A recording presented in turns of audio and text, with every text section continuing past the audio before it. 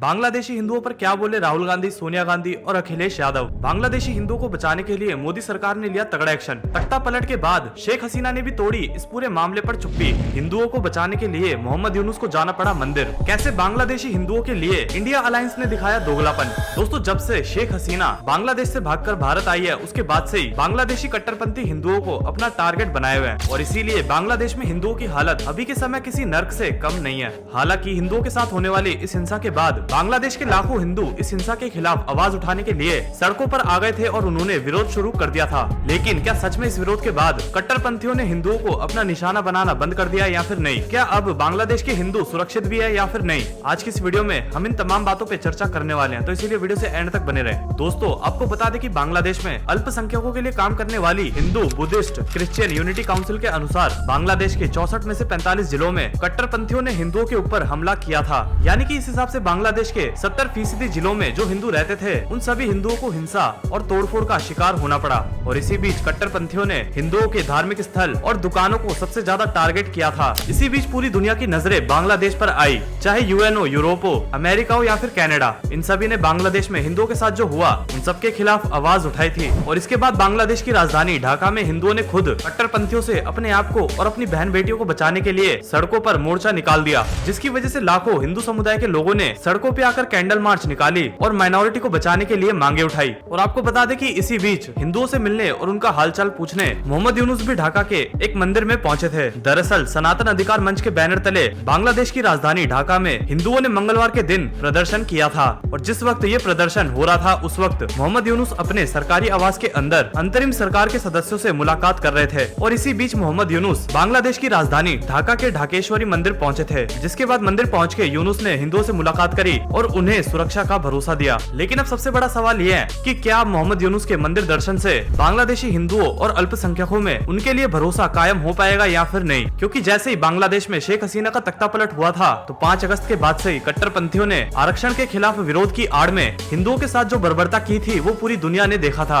और उस समय चाहे मोहम्मद यूनुस हो, बांग्लादेश की पुलिस हो या फिर बांग्लादेश की आर्मी, सबके सब वो तमाशा देख रहे थे और किसी ने भी बांग्लादेश की माइनॉरिटी को बचाने की कोशिश नहीं करी। खैर, अब देखने वाली बात ये होगी कि पूरी दुनिया की तरफ से इतना दबाव बनाने के बाद जब आखिरकार बांग्लादेश सरकार की नींद खुली है तो क्या ऐसे में बांग्लादेश की माइनॉरिटी की हालत सुधरती है या फिर नहीं? आपको बता दें कि बांग्लादेशी हिंदुओं की स्थिति पर नजर रखने के लिए आरएसएस और बीजेपी के नेताओं के बीच में बैठक भी हो रही है। हाल ही में रविवार के दिन आरएसएस और बीजेपी के बड़े बड़े नेताओं के बीच में रक्षा मंत्री राजनाथ सिंह के घर पे बैठक हुई थी और उस बैठक में अमित शाह और जेपी नड्डा भी मौजूद थे और वो मीटिंग तकरीबन 5 घंटों तक चली थी। इसी के साथ साथ बांग्लादेश के हालातों पे नजर रखने के लिए मोदी सरकार ने तो एक कमेटी तक बना दिया है। इसीलिए दोस्तों, आज के समय में बांग्लादेशी हिंदुओं के साथ जो हो रहा है उन तमाम चीजों को देखने के बाद आप समझ सकते हो कि भला सीएए की जरूरत क्यों है। क्योंकि बांग्लादेश और पाकिस्तान, इन तमाम इस्लामिक देशों में माइनॉरिटी की हालत नर्क से भी ज्यादा बदतर है। इसी के साथ साथ आपको बता दें कि शेख हसीना, जो कि तख्ता पलट के बाद बांग्लादेश से भागकर भारत आई थी, उन्होंने भी हाल ही में बांग्लादेश में हिंदुओं के साथ जो हो रहा है उसको लेकर अपनी चुप्पी तोड़ी है। दरअसल शेख हसीना ने बांग्लादेश हिंसा पर अपनी चुप्पी तोड़ते हुए इन घटनाओं को आतंकी घटना करार दिया है। शेख हसीना ने मंगलवार को एक बयान में ऐसा कहा था कि क्रांति के नाम पर बांग्लादेश के कई सारे लोग मारे गए हैं। जो भी आतंकी इन हत्याओं में शामिल है उनकी पहचान की जाए और उन्हें सजा दी जाए और मुझे न्याय चाहिए। शेख हसीना का ये बयान उनके बेटे ने मंगलवार को ट्विटर पे जारी किया था। दोस्तों, हाल ही में बांग्लादेशी हिंदुओं के साथ जो हो रहा है उसको लेकर अभी 15 अगस्त के दिन पीएम मोदी ने भी लाल किले से भाषण देते दौरान बांग्लादेशी हिंदुओं के लिए काफी कुछ कहा है। उन्होंने खुद बांग्लादेश में रह रहे हिंदुओं और बाकी माइनॉरिटीज को लेकर चिंता जताई है। उन्होंने ऐसा कहा कि 140 करोड़ भारतीय बांग्लादेश में हिंदुओं और अल्पसंख्यकों की सुरक्षा के लिए चिंतित है।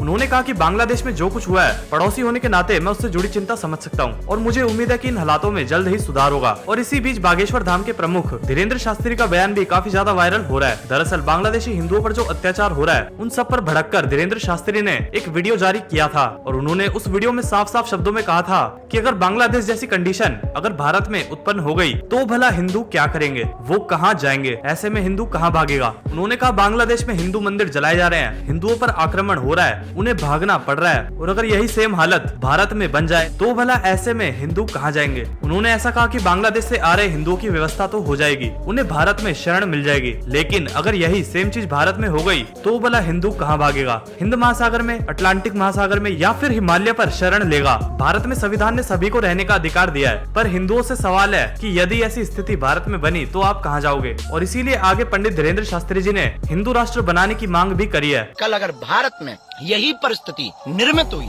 आप जाओगे कहाँ? इस बीच बांग्लादेशी हिंदुओं पर सीएम योगी आदित्यनाथ का बयान भी काफी ज्यादा वायरल हो रहा है। इस पूरे मामले में यूपी के मुख्यमंत्री योगी आदित्यनाथ ने ऐसा कहा कि बांग्लादेश में 90% हिंदू जो बचे हैं वो वहाँ वंचित समुदाय से हैं। और तो और सीएम योगी ने अपने भाषण में विपक्ष को भी घेरा था और उन्होंने कहा था कि जिन लोगों के मन में कोई भाव नहीं है कि दुनिया के किसी कोने में बांग्लादेश में कोई हिंदू प्रताड़ित हो रहा है तो उसके लिए आवाज उठा सके। और तो और सीएम योगी ने ऐसा भी कहा कि विपक्ष को ऐसा लगता है कि अगर वो हिंदुओं के लिए आवाज उठाएंगे तो यहाँ उनका वोट बैंक गिर जाएगा। आगे सीएम योगी ने कहा कि जो बांग्लादेश में हो रहा है वहाँ 90% जो हिंदू बचे हैं वो दलित समुदाय से हैं और इस मामले में जिनके मुंह सिले हुए हैं वो इसीलिए सिले हुए हैं क्योंकि उन्हें मालूम है कि बांग्लादेश का हिंदू उनके लिए वोटर नहीं होगा। और दोस्तों योगी आदित्यनाथ की ये बात कहीं ना कहीं 100% बिल्कुल सच है क्योंकि विपक्ष के जितने भी तमाम बड़े नेता है वो इस मुद्दे पर बात ही नहीं करना चाहते। इसीलिए जब से बांग्लादेश में तख्तापलट हुआ था और वहाँ के हिंदुओं पर और माइनॉरिटी पे अत्याचार होना शुरू हुआ तो पूरी दुनिया ने इसके खिलाफ आवाज उठाई थी। लेकिन वहीं दूसरी तरफ हमारे देश के ऐसे कई सारे विपक्षी नेता थे जिन्होंने इस मुद्दे पे बात करना तक सही नहीं समझा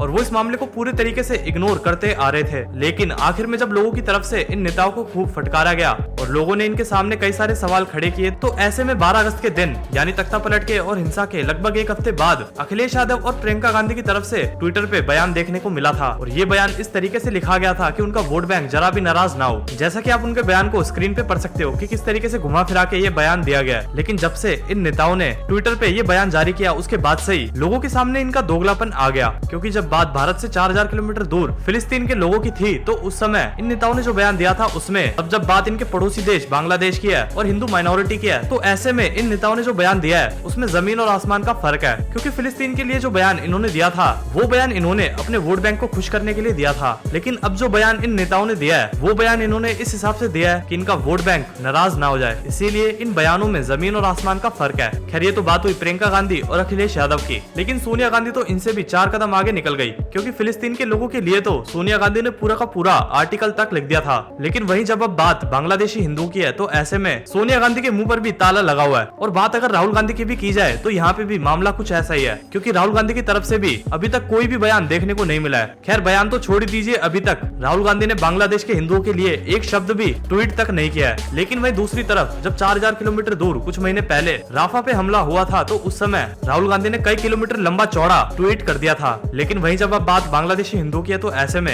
राहुल गांधी की तरफ से सिर्फ और सिर्फ ओलंपिक्स और पॉलिटिकल ट्वीट्स ही देखने को मिल रहे हैं और बांग्लादेशी हिंदुओं को अनदेखा करने की वो पूरी कोशिश कर रहे हैं। इसीलिए बांग्लादेशी हिंदुओं के लिए उनकी तरफ से अभी तक एक शब्द का ट्वीट भी देखने को नहीं मिला, जिसका रीजन सिर्फ एक ही है कि वो अपने वोट बैंक को नाराज नहीं करना चाहते। खैर आपका इसके बारे में क्या कहना है हमें कमेंट करके जरूर बताएं। तो आपको ये वीडियो पसंद आई हो तो वीडियो को लाइक करके चैनल को सब्सक्राइब जरूर करें ताकि आपको आगे भी ऐसी वीडियो देखने को मिलती रहे। मिलेंगे ऐसे ही किसी नई वीडियो के साथ, तब तक के लिए बाय बाय, जय हिंद।